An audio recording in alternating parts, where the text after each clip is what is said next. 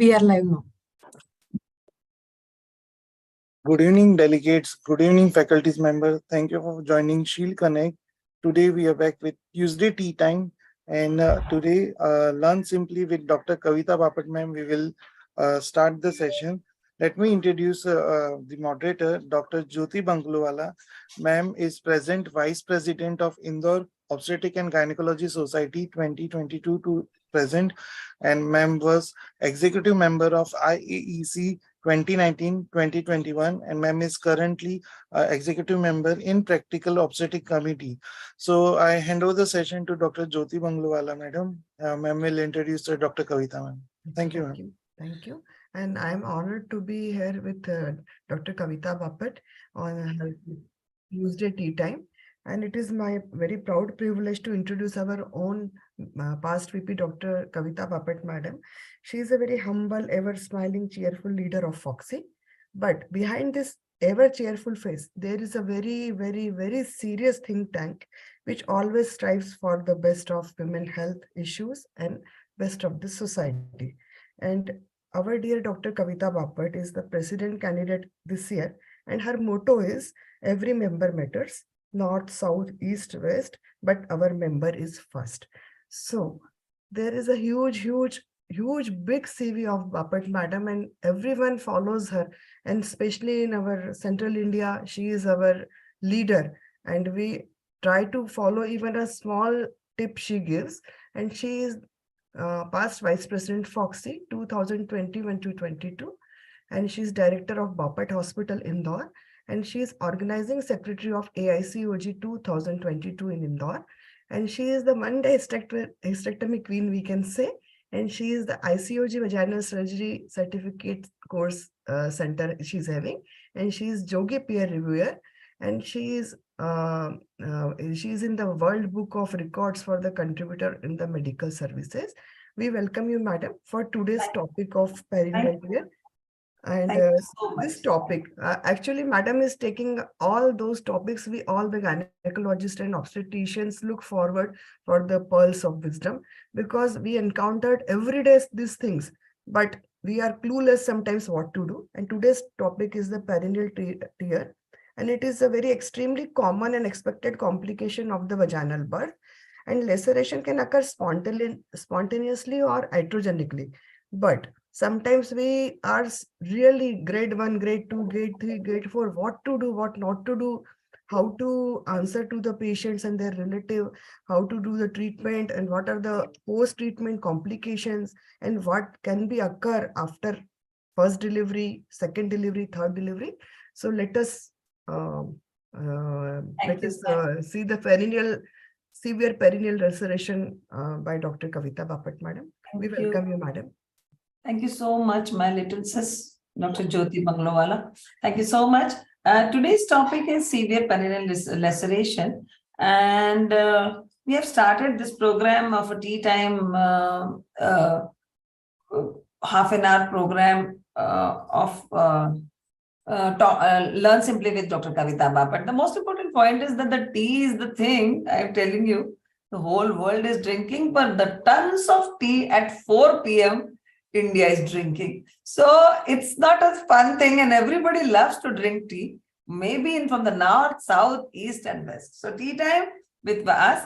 And the most important, we don't want to spend much time in other things, but simple topic, which is very, very useful day to day, and what we do in our clinics and what is the take-home message. There are 2 cases I am going to talk, and these cases are very simple one, and which we have seen all of us who are practicing OBGYN know about this topic.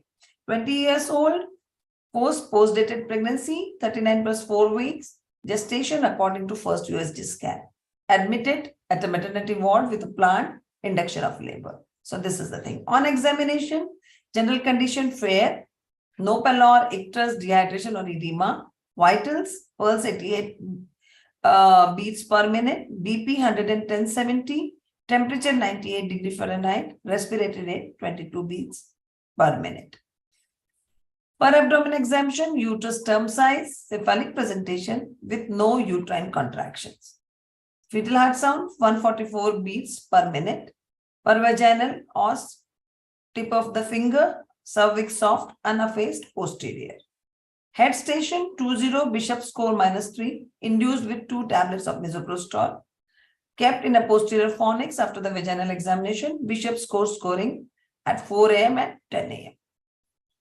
She delivered a live male baby with 3rd-degree perineal tear and cervical tear on the lateral wall. Total duration of the labor 4 hours, 23 minutes. Total blood loss around 100 ml. Placenta normal 500 grams. Baby weight 2,900 grams. Apgar score 7 by 10 and 8 by 10 at 1 and 5 minutes. No external abnormalities seen. Perineal tear repair done. Written consent was taken. Anesthesia saddle block. Intraoperative findings 3rd-degree perineal tear type C with rectal mucosa intact. Cervical tear on the left lateral wall more than 3 centimeters. Retained small placental tissues and membranes. Uterus well contracted, 24 weeks. Procedure during repair, anal mucosa repair, left side of the external and internal sphincter identified, held with Alice where the right side of the sphincter was slightly difficult to identify and both of them sutured with a figure of 8. Exploration, small placental tissues and membrane removed, left side of the cervix suture with a catgut, 20 interrupted sutures. Episiotomy wound was repaired. Postoperative management kept for 2 days in hospital. After 2 days, diet was changed to liquid, slowly to the semi-solid diet, non-bulk forming diet, antibiotics, cefatoxib, cefexim, and metronidazole was given intravenously for 2 days and continued orally for 5 more days. Pericare and Perilite was provided, and this is the case 2. This is the case 1. I think everybody, this is not a simple something unusual type of case we are talking about. Simple patient, just induction done, and in a 4 hours patient delivered. So you can see the what can happen. This is the second case, 37 weeks, 38-week gestation. Came with a labor pains early in the morning with a history of leaking since 2 hours. Came to our hospital with good contractions. Examination, general condition stable, stable vitals. Per abdominal examination, good uterine contractions. 3 to 4 last for 45/7, CTG reactive. PV 5 centimeter dilatation with leaking present. 70 to 80% effaced. Occipital anterior presentation. Delivered healthy 3.8 kg baby. Episiotomy taken at the time of crowning. The placenta was delivered by controlled contraction. After complete exploration, noticed a perineal tear. A tear extended from the introitus in the midline and torn muscle fibers suggestive of torn ends of the external anal sphincter. What is the diagnosis? What are the factors predisposes to this type of conditions? And how would you manage the patient? So these are the questions which arise. Everything was good. Everything was under control. Just a delivery, and why such a big perineal tear? So before that, I'll just put in a simple way. This is the classification of perineal tears. Degree of the vein definition. 1st degree perineal tear, injury to the perineal skin and vaginal epithelium also. So make it a point. 2nd degree perineal tear, it involves the injury into the fascia and the muscles of perineum, which includes the deep and superficial transverse perineal muscles and the fibers of pseudococcygeus and bulbocavernous muscle. 2nd degree lacerations do not extend to the anal sphincter muscle. So another important point. 3rd degree, it involves to the muscles and fascia, and perineum involves the anal sphincter complex, but it has got classified into 3 categories. If less than 50% external anal sphincter, this is a 3A. More than 50% external anal sphincter thickness torn, B3B, and 3C, both external and internal sphincter are torn. This is a 3rd degree perineal tear. And 4th degree perineal tear involves the perineal fascia, muscles, external and internal both sphincters, and anal epithelium also. So it's a most worrisome is the 4th one. So the severe perineal insertions, again, lower genital tract lacerations may involve cervix and vaginal perineum also. Perineal tears may follow any vaginal degree and are classified by depth, which we have already talked about. And then again, this is a repetition, but for the youngsters and the newcomers, they should know about it. The 1st degree tear, superficial laceration of the vaginal mucosa, extend into the skin at the introitus.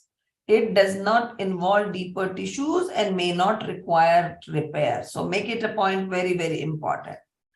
Then the second degree involves the vaginal mucosa and a perineal body, extend to the transverse perineal muscles, usually require a suture repair. Then the third degree tear extends into the muscles of perineum, may involve both transverse and perineal muscles as well as the anal sphincter, but does not involve the rectal mucosa. So it's a differentiation between the three. And the severe fourth one is anal sphincter and a rectal mucosa. Both are involved and are very dangerous. So the third and fourth degree lacerations are considered as a severe perineal lacerations. May occur with or without an episiotomy. Midline episiotomies are associated with a greater risk of extension of a third and fourth degree tear as compared to the mediolateral episiotomy. Bleeding, despite a firmly contracted uterus, should prompt a thorough inspection of the upper vagina, cervix to exclude the genital tract laceration. Superficial cervical laceration up to 1 to 2 centimeters are not uncommon and do not require any repair unless they are bleeding. Deep cervical tears usually require surgical repairs. Extensive vaginal and cervical tears should prompt a careful search for the evidence of bleeding into the retroperitoneum, and it can reach up to the peritoneum. It goes through fornix, can go up to the fornix and can be into the peritoneum also. The frequency of the third and fourth perineal dilations is 5 to 6% in a nulliparous and 0.5% in multipara. What are the risk factors? Why it happens and to whom it can happen? We should consider about it. Nulliparity, 7-fold risk. Increasing birth weight. The bigger the size of the baby, chances are more. Again, the gestational. What is the gestational age? If it's post-term, close to the term, the chances of laceration are more. Then, if any operative vaginal delivery being done during that time is also important. If the position is occipital posterior position and then the rotation happens and then the baby comes out, that can happen. And episiotomy, 2 to 5-fold increase in nulliparous women and a 4 to 5-fold multiparous women, there are chances of having a severe perineal laceration. And most important is a prolonged second stage of labor. Sometimes the perineal lacerations may be due to the precipitate labor, but sometimes, most of the time, it is because of the prolonged second stage of labor. Cervical lacerations occur in 1% of the nullipara, 0.5% of the multipara, and its the factors includes young maternal age, operative vaginal delivery, if any procedures has been done, if a previous cerclage being done. These are the reasons. Now, how to repair? The surgical repairs to be performed in layers, beginning into the running the closure of the anal mucosa.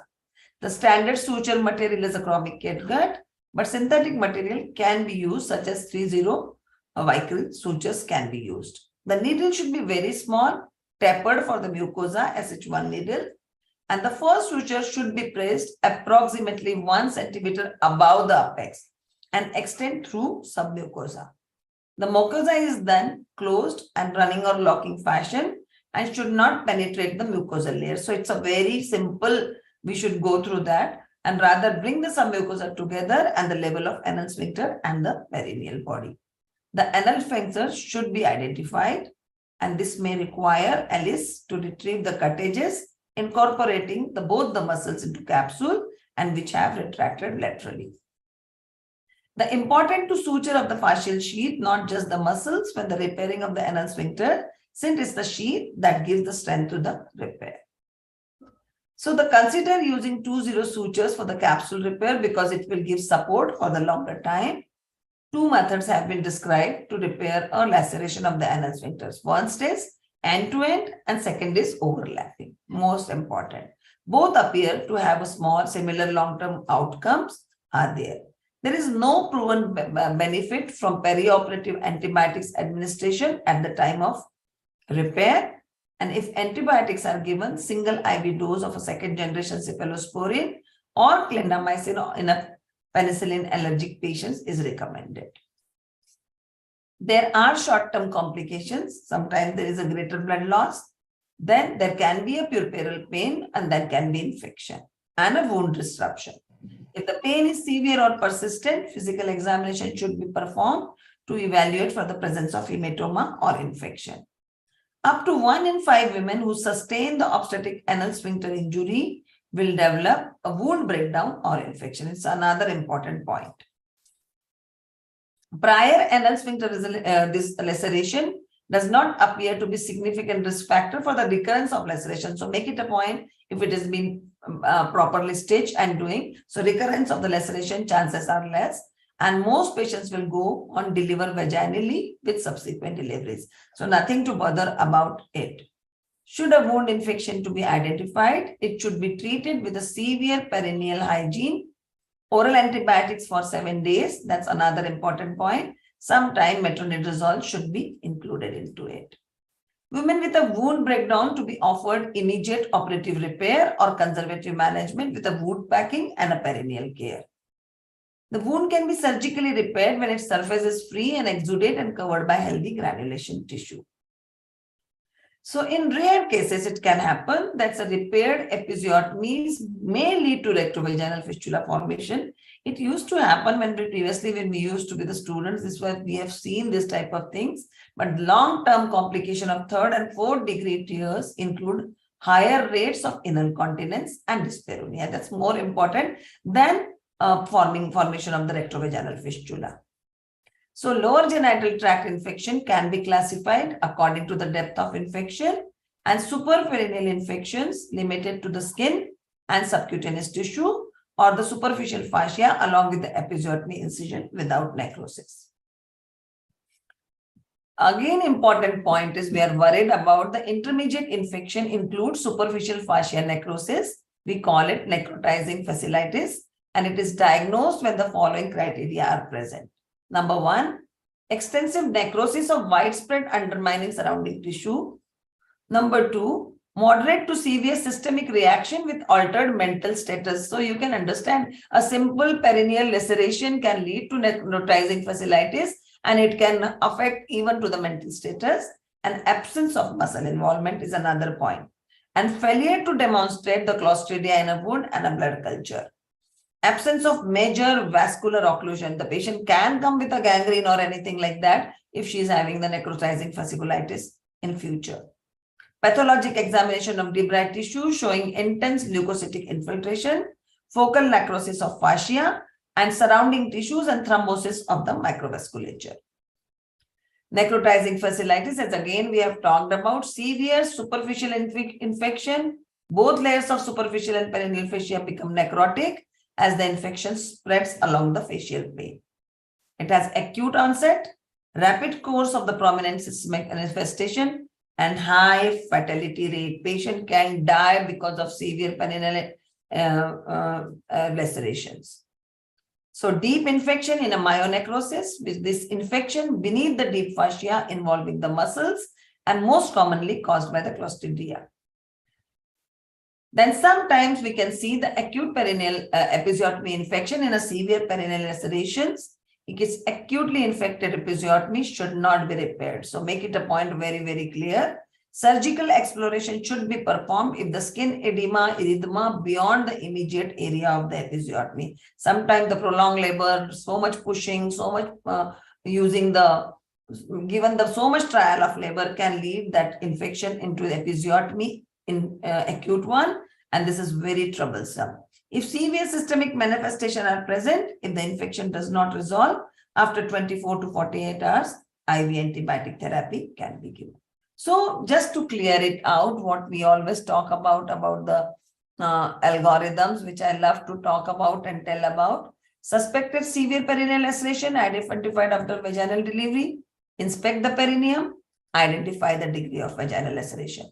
Inspect the cervix and the vagina. Be aware of all the risk factors. Diagnosis not confirmed, repair laceration as appropriate. If diagnosis is confirmed, repair laceration as appropriate. We can divide into 2 parts, immediate postpartum management or the delayed postpartum management.